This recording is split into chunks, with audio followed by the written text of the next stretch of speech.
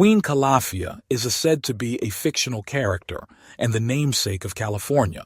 Her name is said to have first been used in 1510 in a novel by Garcia Rodriguez de Montalvo.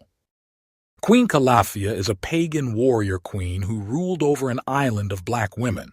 She wore fish bones and used weapons of gold. It is said that she commanded an army of griffins. Califia does not long remain outside of Christian civilization or its patriarchy in the narrative.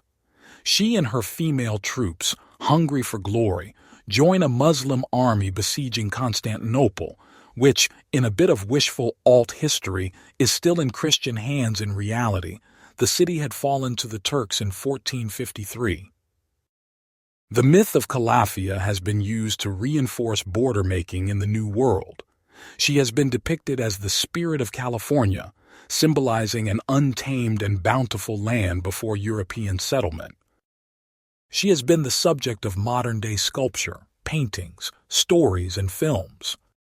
As in this Diego Rivera mural entitled "The Allegory of California," hides in a private staircase inside the City Club of San Francisco. It depicts a woman often referred to as the Spirit of California and the bounty she offers up, a cornucopia of working men and their promise of progress. Queen Califia's magical circle is a sculpture garden in Escondido, California. The sculptures in the garden are influenced by Native American, pre-Columbian, and Mexican art. Welcome back to In Search of Tontonteac. In 1533, a mutineer from Hernan Cortés' expedition into Mexico landed on a peninsula so elongated that he mistook it for an island. He named it after a fictional island in Las Sergas de Esplandian, The Deeds of Esplandian, a romantic novel then popular in Spain. In it, it states, "On the right hand of the Indies there is an island called California, very close to the side of the terrestrial paradise, and it is peopled by black women, without any man among them, for they live in the manner of the Amazons." Amérique Septentrionale by Nicolas Sanson, Utrecht, CL 1682. Classic representation of California as an island, with some extra fantasy islands added to the narrows separating it from the mainland. La Californie ou Nouvelle Caroline, map by Nicolas de Fer, Paris, 1720, showing California in the shape and color of a giant carrot, floating off the coast of North America and proposing an alternate name for the island, New Carolina. Montalvo, the author of this Spanish romantic novel, spent his early adulthood as a soldier in the army of Ferdinand and Isabella, the famous royal duo who drove Muslim rulers out of the Andalusian peninsula in 1492, the same year their explorer Christopher Columbus reached North America. When Montalvo penned his later fictional battles, he explicitly drew on those Andalusian wars. Scholars speculate that his Queen Califia is based on a real Muslim queen who began a piratical career as revenge against the Spanish kingdom that had driven her family out of their ancestral home and into the mountains of Morocco. This was Sayyida al-Hurra. She rose to power around the turn of the 16th century, becoming an independent queen in the Moroccan city-state of Tétouan. She either became a privateer herself, taking to the Mediterranean Sea to attack Spanish holdings such as Gibraltar, or she licensed privateers to attack Spain in her name. She was an ally of the pirate and Ottoman leader Khayr al-Din, better known in the West as Barbarossa or Redbeard. It's not entirely certain that this Moroccan pirate queen was the inspiration for Montalvo's fictional queen, but the resemblance is uncanny. Both were powerful, independent Muslim women who valiantly fought the Spanish on land and on water, and both fell from power. Al-Hurra was deposed by her son-in-law.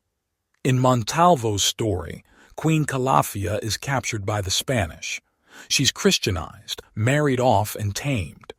When she is released, She swears to return to her homeland and disband the power structures that prize women's perspectives, so the land of California would favor masculine and Christian power.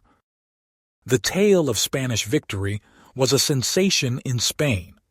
The earliest extant copy, from 1519, shows that it went through many editions and reprintings.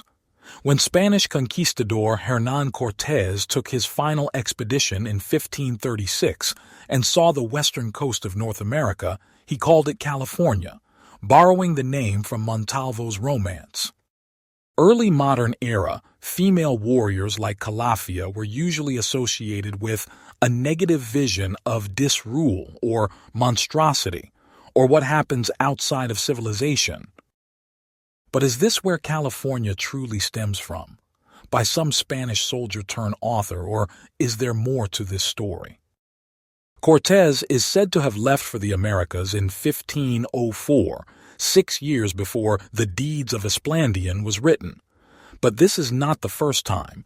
We have seen information moving fast in the Old World. But in the California Historical Society Quarterly Journal 28 from 1949, suggests something a little different. Yet unexplained reference to a country by the name of Calif was found in the Chanson de Roland, a French romance written possibly as early as 1066. The origin of the name in a native Indian word, or in any combination of Latin or Greek roots, has not proved acceptable. Montalvo's Esplandian is thus generally taken as the source. The writer first came across a word suggesting the name of California in the German law book Der Sachsenspiegel, probably written by Eike von Repgau about 1230. Translated from German, the passage reads, "There can be no representation by a woman, nor can she complain without a guardian. This is forfeited for all women in California who behave badly before the court king, as her will could not proceed without representation." It goes on to say, the numerous manuscripts of the Schwabenspiegel, on the other hand, not only contain, with variations in spelling, the California passage in full, but they even embroider on it by adding that the lady in question was a Roman noblewoman, and that her objectionable behavior consisted in showing her naked posterior to the king. Thereupon the latter, after consulting with his wise attendants, established the rule that no woman should ever be permitted to be an advocate nor plead her case before court without her guardian. There is so much more to this story, and if you are interested in more information, I highly recommend that you take a look at Kurimeo Ahau channel, which is where I came across this information. Link is in the description. Oh, and thanks to the viewer who turned me on to this information. Several questions are resolved by the last 2 episodes.